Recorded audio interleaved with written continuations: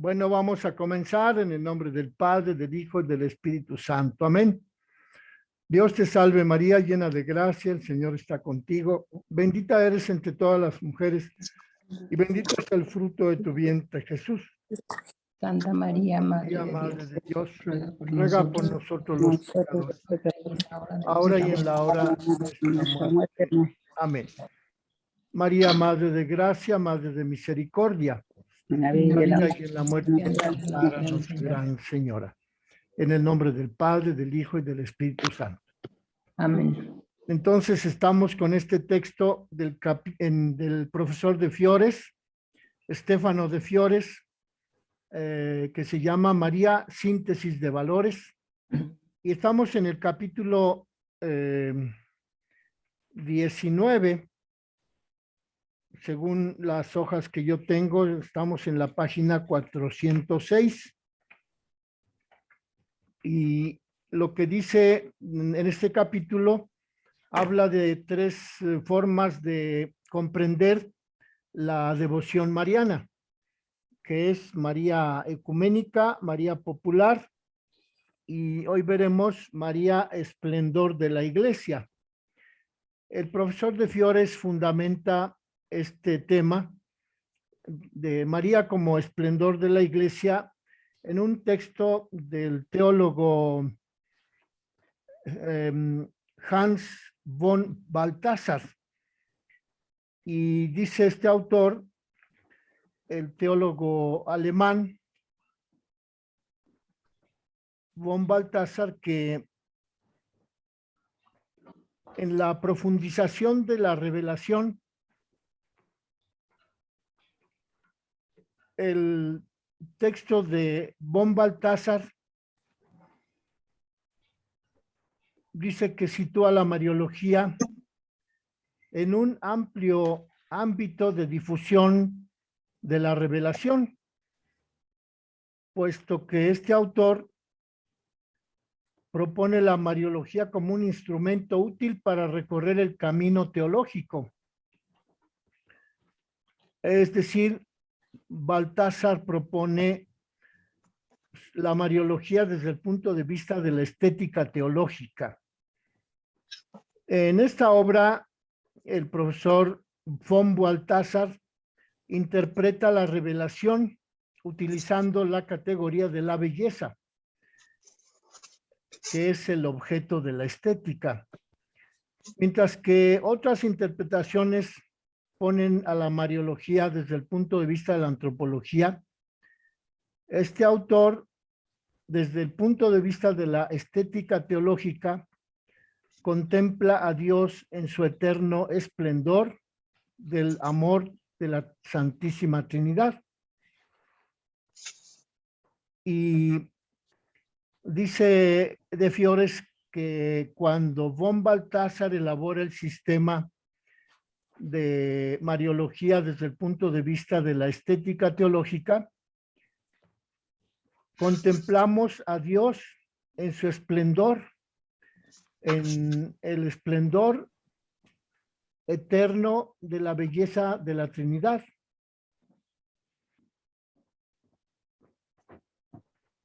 Y a partir de esa contemplación de la belleza de la Trinidad, se refiere von Balthasar a la Virgen María en la función de madre de la Iglesia. Y von Balthasar mide la importancia de la Mariología según esta categoría de la estética teológica, de modo que el tratado sobre la Virgen queda inserto en una visión de la revelación desde el punto de vista de la estética. Dice de Fiores que von Balthasar se refiere a este tema de la estética teológica como un descubrimiento del Dios que se revela, y se refiere a la Virgen María como manifestación de la gloria de Dios. Así, siguiendo a los filósofos alemanes que hablan de la estética. Hans Urs von Balthasar subraya la figura de María desde el plano natural. Y de Fiore cita una frase de von Balthasar que publicó en su libro de 1975, que lleva por título Gloria, una estética teológica, publicado por Hans Urs von Balthasar. Y esta frase que cita el profesor de Fiores del libro de von Balthasar dice así: la imagen de María es inatacable, incluso para los no creyentes. La imagen de María posee un tesoro de belleza intangible, aunque nadie la comprenda como imagen de la fe, simplemente al verla como símbolo sublime de una mujer elegida por Dios desde el punto de vista de las categorías humanas universales. En la esfera cristiana, el significado de la figura de María se encuentra en la revelación que abarca también la manifestación de la iglesia dentro de del mensaje del Evangelio de Jesucristo. Y aunque dice que la iglesia es una realidad compleja que no puede revelarse de un modo exhaustivo en la imagen de la Virgen, sin embargo, la iglesia encuentra arquetipos en San Pedro, ya que Pedro es el arquetipo de la función jerárquica en la iglesia, pero también Rahab como símbolo de la situación de la prostituta casta. Sin embargo, la particular posición de María puede cuando menos encaminar al creyente hacia la respuesta integral de la fe, porque la Virgen Santísima se presenta como una disponibilidad infinita en su actitud de fe. Y ello hace que la Virgen sea una imagen de la iglesia en sentido moral y en sentido real. Y cuando queramos excluir de la iglesia la imagen del compromiso, sería tanto como desfigurar el rostro de la iglesia. Entonces hay que recurrir a María, que revela la suprema belleza de la iglesia en el Nuevo Testamento. Por eso dice Fons Balthasar que el Señor no quiere que su iglesia esté frente a él como un fracaso, sino como una esposa gloriosa y digna de él. Por ello, el principio mariano de la maternidad divina de María interviene necesariamente al hablar de la iglesia como figura de María, como la manera que aborda von Balthasar para describir la estética teológica de la Virgen Santísima. Y dice el profesor de Fiores que es necesario que los cristianos tengamos ante nuestros ojos la imagen del interior, de la espiritualidad de María. Si queremos establecer una imagen de la iglesia santa y cristiforme, es decir, para hacer que en esta imagen de María resplandezca la obra de Dios. Y vuelve a citar el profesor de Fiores unas palabras de la obra de Hans Urs von Balthasar, que dice que en la medida en que la iglesia es mariana, en esa misma medida la iglesia es forma pura. Y es en la medida en que el hombre llega a ser mariano, en esa misma medida la dimensión cristiana llega a ser legible en el modelo mariano, en la Virgen María, de una manera comprensible. Es decir, que en la medida en que un cristiano acepta a la Virgen, así también ese cristiano puede llegar a comprender ampliamente la dimensión cristiana de la Iglesia y de María representada en esta teología de la estética teológica. Y von Balthasar dedica mucha atención a la Virgen Santísima en la historia de la salvación. Dice de Fiores que la estética teológica abre un nuevo camino cuyas etapas no se han recorrido totalmente para valorar cabalmente a la Virgen María en el conjunto del misterio cristiano. Es decir, que es una teología mariana la que propone von Balthasar para acercarnos a la comprensión de la Virgen como teología estética, pero que es un tema que no ha sido bastante estudiado, que queda por delante una gran tarea por realizar en este ámbito de la comprensión de la Virgen María desde el punto de vista de la estética teológica. Pues como vemos aquí, el profesor de Fiores nos propone solamente un atisbo, solamente un breve comentario acerca de cuál ha sido el esfuerzo que hizo Hans Urs von Balthasar para explicar a la Virgen Santísima desde ese punto de vista de la estética teológica. Y comienza el capítulo 20 del libro del profesor de Fiores, en donde encontramos como título de este capítulo María como modelo inculturado, María humanizada, María liberadora, María signo del Dios cercano.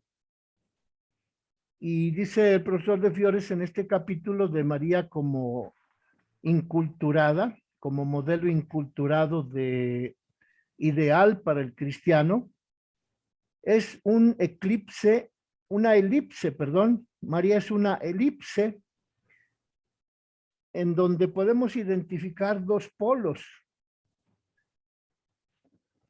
Uno es la revelación acerca de María y la cultura, y otra es la fe que se hace cultura. Desde esos dos puntos de vista, desde María como punto de vista de la revelación y María como punto de vista de la fe, propone el profesor de Fiores estos dos polos de atención con los que se puede enfocar a la Virgen Santísima para describirla como modelo inculturado. Y para explicar este tema, el profesor de Fiores se refiere a que durante todo el siglo XX, la mariología estuvo en confrontación con la cultura contemporánea, en particular con los paradigmas de la concepción del varón y de la mujer. Después de los enfoques existencialistas del profesor Guardini, Romano Guardini, Karl Rahner empieza a perfilarse en una inculturación geográfica de la mariología, como un proceso que comienza en el occidente, es decir, en Europa y América del Norte, y pasa a Latinoamérica y a África. Y el primer tema de este capítulo 20 de María Inculturada es la humanización de la Virgen Santísima, porque dice de Fiores que a partir del capítulo 8 de la Lumen Gentium, en donde se presenta a María en el misterio de Cristo y de la Iglesia, con los títulos de hija de Sión y de peregrina en la fe, los estudios posteriores al concilio hablan de María como partícipe de la condición humana, hablan de María como hermana nuestra y como discípula de Cristo. Y dice el profesor de Fiores que estos estudios posteriores al concilio, en donde se habla de la Virgen, que la presentan como partícipe de la condición humana, lo que nos ayudan a comprender es que la figura de María está cercana a los hombres de nuestro tiempo, puesto que en esos estudios se presenta la imagen histórica de la humilde mujer judía que fue María. Pero también en esos estudios posteriores al Concilio Vaticano II, en donde se presenta Santa María como partícipe de la condición humana, en esos estudios se muestran los valores humanos de María, que son eternos y universales.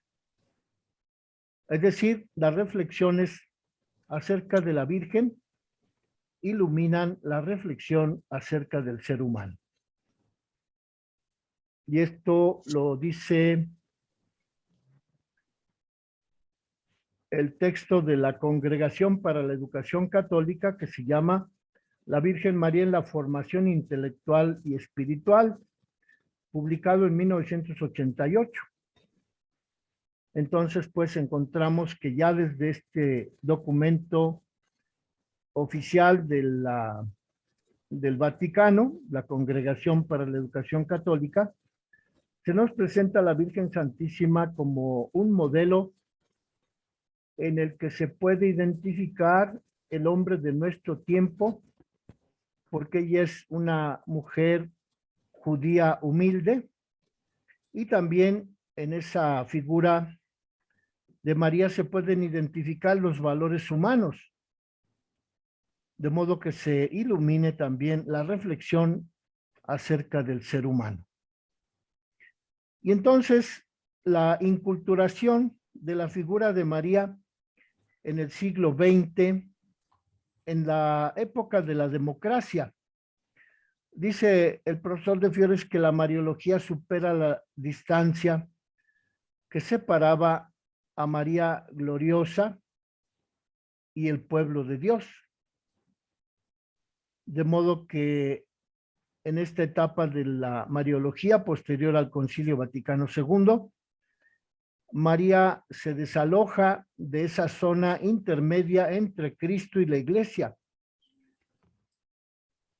para que vuelva la imagen de María al seno de la comunidad, tal como aparece en los Hechos de los Apóstoles, que estaba en oración antes de la Pentecostés, y como los padres transmitieron también la imagen de María formando parte de la comunidad. Esta imagen, pues, de María que se incorpora, que se introduce, que vuelve a formar parte de la comunidad de los apóstoles, es a lo que se refiere el profesor de Fiores cuando habla de María humanizada. Y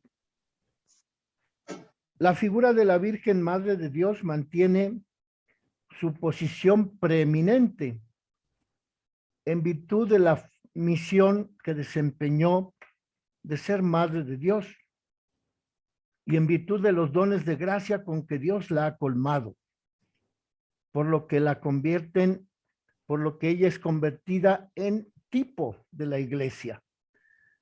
Pero ella también es miembro de la Iglesia salvada por Cristo.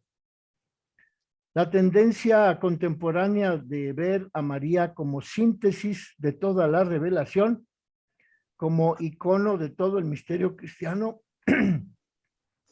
y como la microhistoria de la salvación, porque en ella se reúnen los modos divinos de actuar y porque en ella se encuentra la respuesta a las intervenciones de Dios en la historia de la salvación. Por ello, esta figura de María humanizada, dice el profesor de Fiores, se sitúa en este ámbito de la historia de la salvación, de la cual la Virgen Santísima es protagonista como modelo del ser humano. Y también se refiere el profesor de Fiores a la psicología de María, puesto que la Virgen de Nazaret recorre un itinerario psicológico que nos ayuda a comprender mejor cómo María, la que se presenta en el Magnificat, es la mujer profética y liberadora que recorre el tiempo y el espacio proclamando que Dios repara las injusticias y proclamando que Dios tiene preferencia por los pobres. Así, en el ámbito de la fe católica, a partir del Concilio Vaticano II se comprende la condición de María como criatura y el culto que la Iglesia le rinde a la Virgen María como criatura se diferencia del culto de adoración que la Iglesia le rinde a Dios. Y el carácter de la Virgen como tipo, como ejemplo, como modelo de la Iglesia, la convierte en modelo para la comunidad creyente. Y en la sociedad en la que todos nos pronunciamos por la paz, pero que prevalecen las condiciones de pobreza, de explotación, de injusticia, y también una cultura de la muerte, en esa sociedad se vive algo así como una orfandad de valores perennes. Es decir, los cristianos que vivimos en la sociedad actual, aunque proclamamos la paz, la concordia, la armonía, sin embargo, al prevalecer las condiciones de pobreza, de explotación, de injusticia y la cultura de la muerte, estamos viviendo una orfandad de valores perennes. Y esos valores perennes aparecen en la figura de María como discípula y como síntesis viva de valores como son la comunión, la fe, la ciudadanía eterna, la identidad migratoria, la reflexión, la mediación. Cuando el cristiano descubre el rostro maternal de Dios en la Virgen, se encamina hacia la verdadera sabiduría, puesto que los valores que no son exclusivamente cristianos, estos valores a los que hace mención el profesor de Fiores, la comunión, la fe, la identidad, la reflexión, la mediación, estos valores pertenecen al patrimonio de todas las religiones y de toda la humanidad.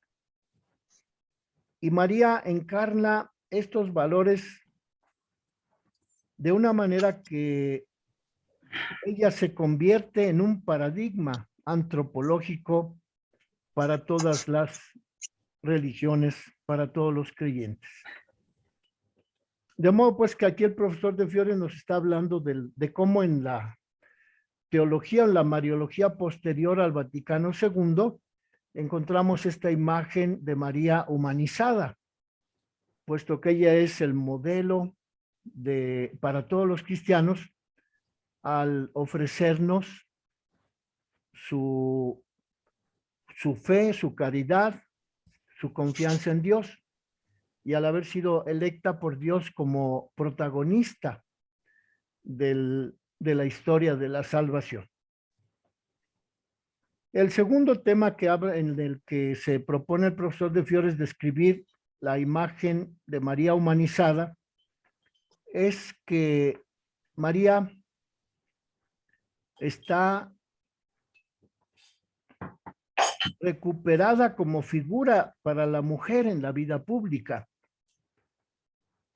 puesto que desde Juan 23, la Virgen fue proclamada como uno de los signos característicos de nuestro tiempo. Y porque desde entonces, desde la época de Juan 23, es decir, del Concilio Vaticano II, María y las mujeres están vinculadas por un nexo de orden histórico-cultural. Y la Virgen después de Cristo es la figura más relevante del occidente cristiano.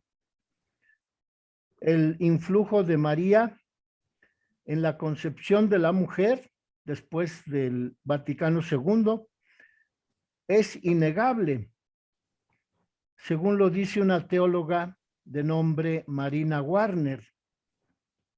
Dice esta teóloga: ya sea que consideremos a la Virgen como la imagen más bella y sublime a la que aspira todo hombre, o ya sea que la consideremos como el más despreciable producto de la superstición, dice esta teóloga Marina Warner, que la figura de María representa un tema central en la historia de la conceptualización de la mujer en Occidente.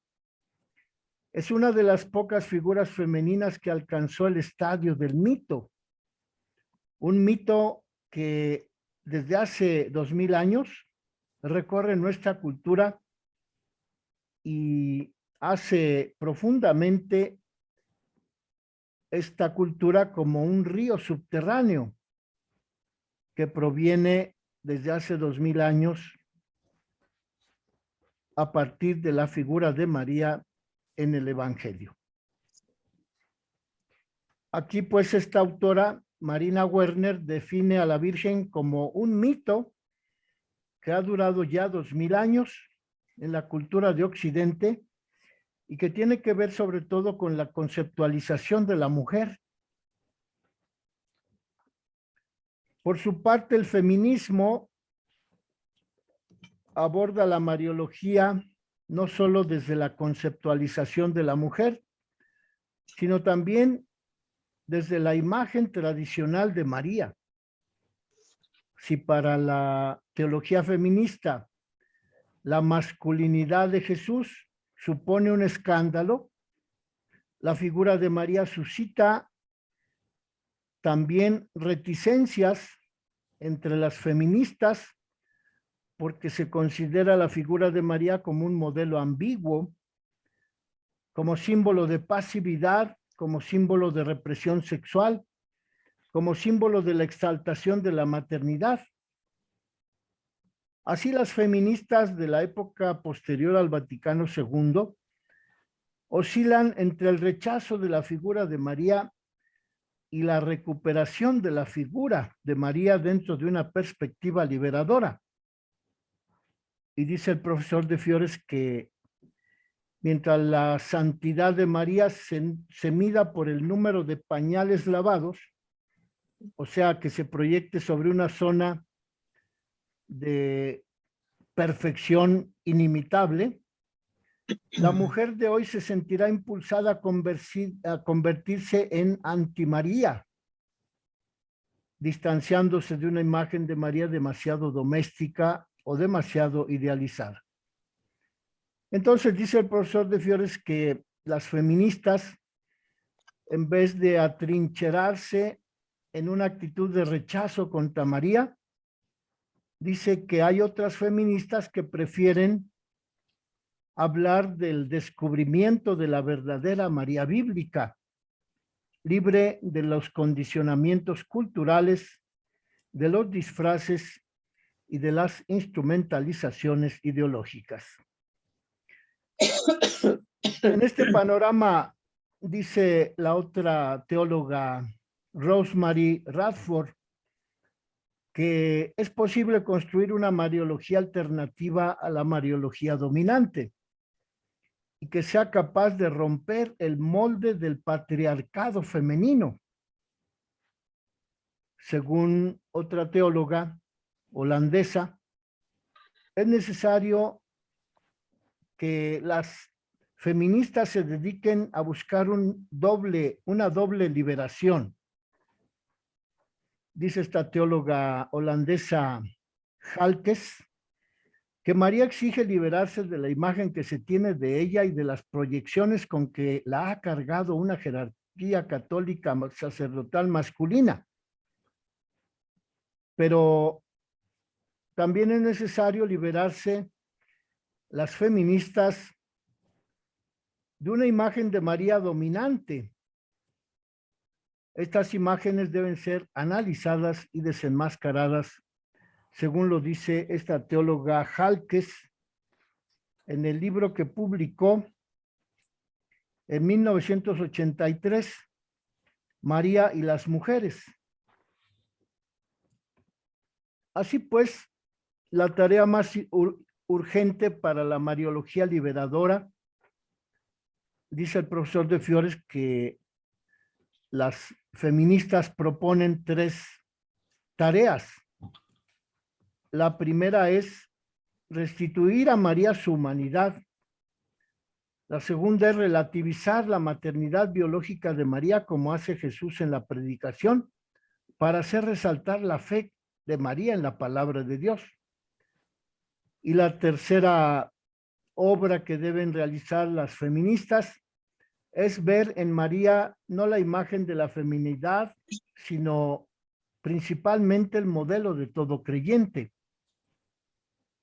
Una cuarta tarea que proponen las feministas, según el estudio del profesor de Fiores, es abrir el sacerdocio ministerial a las mujeres, porque las restricciones en el campo del sacerdocio ministerial para las mujeres están basadas en un pasado que se fundamenta en la prohibición contra la sangre, que en el Antiguo Testamento hacía de la mujer una persona impura. De modo pues que las feministas radicales proponen esas 4 tareas para la mariología desde el punto de vista feminista. Y el profesor de Fiores afirma que la teología sigue desmantelando muchos lugares comunes de los que hablan las teólogas feministas, de modo que la teología católica libera a la imagen de María en relación con los condicionamientos culturales de cada época histórica. Y dice el profesor de Fiores que la actual mariología pone de manifiesto que la Virgen Santísima es capaz de revelar una relación con Dios en donde Dios y la Virgen se articulan en un encuentro entre la mariología y lo femenino. Y propone el profesor de Fiores un ensayo de Leonardo Boff acerca de esta desmitologización de la imagen de María que proponen las feministas.